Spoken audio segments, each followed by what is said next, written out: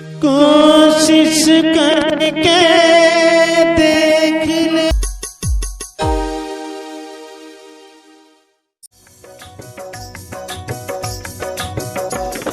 संकटी हा धावतो ठेवा चरणी माता, संत बाळू मामाची सांगतो कथा, संत बाळू मामाची सांगतो कथा, संत बाळू मामाची सांगतो कथा, संत बाळू मामाची सांगतो कथा।